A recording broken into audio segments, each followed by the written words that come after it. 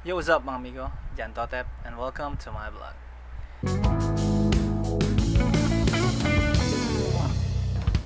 So ngayon mga amigo, i-share ko naman sa inyo yung experience ko sa medical recently lang. Ano ba yung mga ginawa kong preparations at ano ba yung mga dapat asahan or ano ba yung mga test na gagawin nila. So i-share ko sa inyo yung pagkakasunod-sunod na kakayanin ko, di ba? So tinawagan nila ako, sabi nila papamedical na ako. Then ang sabi ko dun sa crewing namin is bigyan nila ako at least 1 week to 10 days. So kung first timer nyo lang, so kung may panahon pa hindi naman kayo pinapasakay agad, di ba? Basta sabihin nyo na lang na at least bigyan nila kayo ng 10 days na preparation bago medical, kasi lalo na pag first timer ka, marami kang kailangan na i-prepare, lalo na sa dental, di ba? Sa BP kung or sa BMI kung medyo overweight ka. So yan, umpisa natin. Ano ba yung pinakaunang gagawin? Ang pinakaunang gagawin dyan is yan, blood test or kukuha na kanilang dugo. So paano ba yung pagkuha na gano'ng karami? So gantong capsule yun, then malaki pang konti dyan yung karami nila. Di ka man sa tinatakot, di ba? Piniprepare ko lang kayo kasi yun nga, sabi nga rin nung mga kasabay ko, sabi mas parang medyo lumaki yung karayom. Napansin ko nga rin kasi medyo masakit nga, pero okay lang naman, minsan lang naman eh. Para saan ba yung pagkuha nila ng dugo? So dyan nila iti-test kung mataas ba yung cholesterol mo, sugar, and ano pa, and yung SGPT, GGT, SGOT yata. Basta dyan nila makikita sa dugo. Ako siguro yung problema ko lagi dyan is yun nga, fatty liver, mataas yung cholesterol, dahil alam niyo na masarap kumain, di ba? So yun nga, ang ginagawa kong preparation is yun nga, nag-exercise, jogging, then uminom na ako ng fatty liver, uminom na ako ng Liberate or mga Silimarin, Godex, yung pinakamagandang inumin, kaso medyo maganda rin yung presyo niya. At saka yung fish oil kung meron naman, pero kung wala, kahit hindi na, kunin na lang sa exercise, di ba? Kasi nung second contract ko, diyan ako pinabalik-balik siguro at least 3 weeks. Talagang medyo pumayat ako noon, talagang nag-diet ako, di ba? So halos kinakain ko na ng lugaw at saka Skyflakes na lang muna para at least bumaba yung cholesterol ko. Mahirap talaga pag medyo mataas. Kailangan talaga unahan na ng mga preventive na gamot. Then next ay yung vision naman. Vision at saka Ishihara test. So una dito naman tayo sa vision. So siguro nakikita niyo naman to kung kumukuha na kayo ng lisensya, 'di ba? Yung tatakpan yung dito, tatakpan diyan. Yung titingnan lang naman nila. Pero kung nakasalamin ka na, mas maganda magdala ka na ng dalawang pair ng salamin. Kunyari salamin mo tas isang pair pa pag sa barko, kasi kailangan nila yung kunyari kung mabasag man yung isa, may spare ka pa. So yun lang naman yung purpose nun. The next ay Ishihara test naman. Yan. So ako dito, bagsak ako kasi color blind ako ng red green. So nakaka-identify pa rin naman ako ng primary color, pero yung mga iba dyan hindi ko na masyadong nakikita. Kunyari yung pinaka-last yung number 6, then yung pinakauna yung number 1, yung pangalawa hindi ko rin masyado makita. So kung nakikita nyo naman medyo malinaw naman sa paningin niyo, is good news, hindi kayo colorblind. Pero kung medyo nag-aalangan na kayo, yun na, mag-search na lang kayo sa Google or sa internet ng Ishihara test, then i-test nyo na yung sarili nyo agad. Kasi yung nung ako sa unang kontrata ko, pinakuha nila ako ng parang pinapunta nila ako sa espesyalista para i-test nga kung anong type ng pagka-colorblind ko. So Jutan type yung sa akin, red green defect. Pero nakaka-identify naman ako ng primary colors. And pa din pag sinabing colorblind is talagang hindi ka na nakakakita ng mga kulay or gray lang yung nakikita mo, di ba?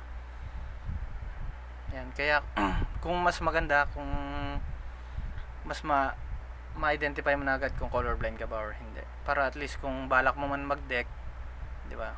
At least kung hindi ka naman colorblind, pit ka, pwede ka lumipat. Next is dental naman. So kaya sinasabi ko, di ba, at least bigyan kayo ng 10 days na preparation. Kung kunyari marami kang pinapapasta, may pinapabunot, katulad sa akin yung sa wisdom tooth ko is naka ano siya, naka slant. So ito yung pinakadulo nung sa ipin ko, tapos yung wisdom tooth ko naka ano siya, naka slant siyang ganyan. So kailangan siyang operahan, kabilaan yun. So binigyan ako ng siguro 1 week, pero yun binalikan ko na lang kasi first time lang naman. Nagpa-medical ako, then pina-x-ray siya, then kabilaan. Nung pinabunot ko siya, siguro bumalik na lang ako nun after 2 weeks kasi 1 week dito, then after 1 week dito naman kasi kailangan mo nang pagalingin yung sa kabila. So, at saka kaya 1 week din or 2 weeks para at least makapag-prepare ng pera, 'di ba? Kasi hindi biro yung yung dental. Isa sa mga malalaking gagastusin talaga 'yan. Lalo na kung bunot, kung operation, kung yung surgery na tinatawag nila. Malaki-laki talaga. Yung pasta lalo na. Yung kung cleaning lang ayos lang mga magkano naman yung cleaning. Siguro 700 to 1,000 lang naman yung price niyan. Pero ang kailangan talaga pagandaan diyan, pag first timer ka, yung pasta at saka bunot. Yan talaga kasi yung pinaka mabigat na babayaran diyan. Next is yan, urine test. So dito nung minsan bumagsak ako sa urine test, hindi naman sa dahil drug positive, hindi, dahil yung protein content daw ng ihi ko is mataas. So na ano ko nga nung mga mga panahon na yun ay yun nga, ulam namin puro karne, ganyan, manok, hindi ako masyadong kumain ng isda dati, baboy, baka, ganyan daw, puro karne yung kinakain ko. So yun nga, pinag-reduce lang din ako, then after a week bumalik ulit ako. So ayos naman na, basta wag ka munang inom ng alak o ano man pag bago ka talaga magpa-medical, para at least, di ba, hindi naman sayang yung punta mo. And next ay x-ray. So yung x-ray madali lang naman yan, titingnan lang naman nila kung may ano ba yan, hindi ko lang kung ano to, nakita ko lang to sa internet, di ba? So titingnan lang naman nila kung may bali ba or kung may tubig, siguro ganun. Kasi hindi naman ako specialist sa mga ganito sa x-ray. Basta wala, alam ko bihira lang naman bumabagsak dito. Next, ECG. So dito, diba yung mga nakalagay dyan sa ano, titignan nila yung ano, rhythm ng puso mo, diba yan, heart's rhythm. Titignan nila kung nagaano ba yung puso mo, yung parang nag-iiba yung ano niya, tibok niya. Yung iba, 'di ba, kaya nagpapa-stress test ganyan, ang tawag doon yung buga, nakalimutan ko na yung tawag doon eh. Pagkatapos niya, yung mga bumabagsak sa ECG kasi parang yun nga, nahirapan sila huminga. Pero kadalasan diyan yung mga naninigarilyo. Yan yung parang side effect nila sa ano. Pero hindi mo na masabing may sakit sila sa puso. Siguro yun nga, pag naninigarilyo ka, yung medyo mahina nga yung ano ng lungs mo kung hindi ka naka hit, 'di ba? Pero ano ko lang naman 'yan. Sariling opinion ko lang naman 'yan. Wala naman akong pinagbasehan na scientific, 'di ba? Yeah, kaya mas maganda talaga exercise. Next ay yan, audiometry. So dito i-test lang nila kung mas mas malakas ba yung pandinig mo, kung malakas pa yung pandinig. So unang inaano nila is mahina, then mahina, palakas ng palakas. So paano ba yung style yan? So kunyari may narinig kang parang tit, yung maliit lang, mahinang tunog lang na ano, itatas mo agad yung kunyari dun sa right mo narinig, itatas mo lang. Then kunyari may narinig ka naman sunod-sunod yan, gaganyan mo lang para at least yung sasabihin naman nila sa'yo na, sir, pahinaan nito, hindi palakasan ng tunog. So kunyari may marinig ka konti lang na ano, mag-concentrate ka na lang, kunyari kaliwa, yan, diba, gaganon mo lang, itatas mo lang, and madali lang naman siya. And next ay ito na, physical exam. Yan, di ba? So ano bang ginagawa sa physical exam mo? I-check diyan yung BP mo. BP, kung meron kang tattoo. And kung tatanong niyo ano bang ginagawa talaga diyan is maghuhubad ka muna. Ititira mo lang is brief at medyas. Maghuhubad ka lahat. Pero kung siyempre pag babae, yun din. Babae din na magte-test yan. Pero pag lalaki, minsan sa babae, minsan sa lalaki, di ba? Swerte yan lang. Alam niyo naman. So, di ba yan? Brief lang yung matitira at medyas. Tatanggalin lahat. Then, i-check nila. Yun, titignan kung may tattoo ka, titignan kung may operado ka, kung na-operahan ka, kung ilang years na ba yan, ilang months lang, di ba? Kung bago lang, titignan nila. Then, sasabihin nila sa ibaba mo na yung underwear mo. Titignan nila kung meron kang luslos, hahawakan nila yung yung basketball, di ba? Then tatalikod ka, tutuwad ka, titignan nila kung meron kang almoranas. And sa recently lang sa pinag-medical ko, di pala recently, last 3 contracts ko is sa Super Care. Siguro kung itanong nyo doon sa mga veteranong mga nagbabarko, alam nila yon, yung tusok.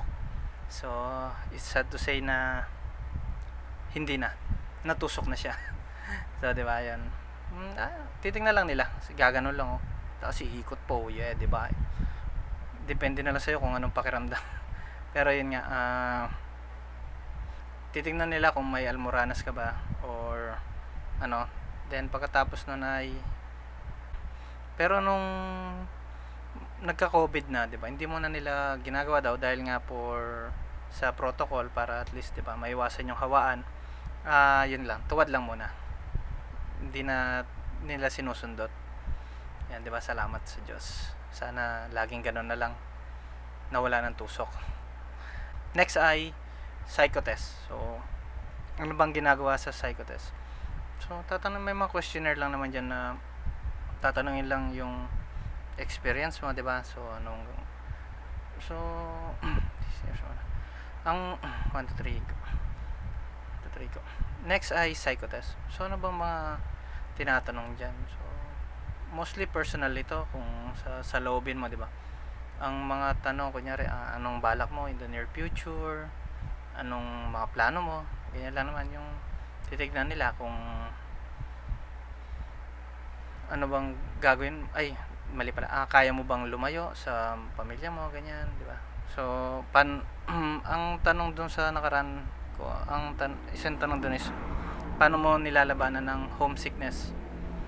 So yung sinagot ko ay, sa nowadays, ang homesickness ay di na talaga ganun ka big deal because of internet at email, text, di ba? So marami ng means of communication sa family, di ba? Hindi na siya ganun ka big deal talaga. And mostly naman sa barko, kung maganda na may samahan, hindi ka talaga ma-homesick, di ba? Marami siyang tanong na di ba? Pero yung iba kasi diyan ulit-ulit lang, parang nililito ka lang. Ngayon pag nag-iba yung sagot mo, doon ka lang nila interviewin kung ano ba. Pero mostly wala naman talagang bumabagsak diyan. Pero pag bumagsak ka diyan is siguro may konting tama, 'di ba? Na kailangan itama. Yan. Then pagkatapos niyan is ipapasa mo na. Then ang sa Super Care kasi maganda, online na siya chine-check. Sa kabutihang palad naman is pumasa naman ako, fit naman. Pero yun nga lang, yung nag-medical ako is medyo mataas yung SGPT ko, yung cholesterol, medyo mataas pa siya. It's above average pa siya. So ang ginawa ko nung sinabihan ako nung sa nurse station na kung pwede ba magpa-liver test ako or liver ultrasound that day, para at least di na ako bumalik, diba? So nagpa-liver ultrasound na ako. Is less than 1,000 naman yung binayad ko doon. And at least di na ako bumalik, diba? Ngayon nakita naman nila na hindi naman siya ganun kalala, at least normal pa rin siya. And awa ng Diyos, fit naman tayo, diba? So paano ba yung dyan, may bayad ba yan, sino ba magbabayad yan? So yung pagbabayad sa medical, diba? So pag first timer kasi, sa kapatid ko, yung first time niyang ngayon sumampa, siya muna yung nagbayad sa medical niya. At tapos nun, pag nag-fit na siya, re-refund, or ang nakalagay dun sa nila, pag nag-fit siya, babayaran siya 3 days bago siya umalis ng Pilipinas. So, i-refund nila yon. So, magkano ba yung babayaran dun? Alam ko, at least 2,000 plus yata yung babayaran pag first timer. Ganun talaga. I-refund naman nila yan. Pero kung ex-crew ka na, dun sa company namin, sila na yung nagbabayad. Charge to the office na yon. Kaya, ayos lang. Pero ako, nung first timer ko, sila na agad nagbayad. Pero ngayon, kasi dahil nga sa puro online application lang, hindi ka nakikita, siguro ganun yung ginawa nila na yung CPR mo na yung magbabayad ng medical niya for first time, then i-refund na lang siya. So ano bang magandang gawin pag first timer talaga is ayun nga, exercise, kung medyo lagpas na sa BMI, diba? So paano malalaman yung BMI? I-check mo na lang siya sa internet, search mo BMI or body mass index, lagay mo yung height mo, yung age. Alam ko nakadepende yan dyan sa height and age, kung ilan dapat yung normal na normal na timbang mo, kung papunta ka na ba sa obese or papunta ka sa normal lang. So yun lang, hanggang dito lang mga amigo. So salamat sa panonood. Please like, share and subscribe. Thank you po. Maraming salamat.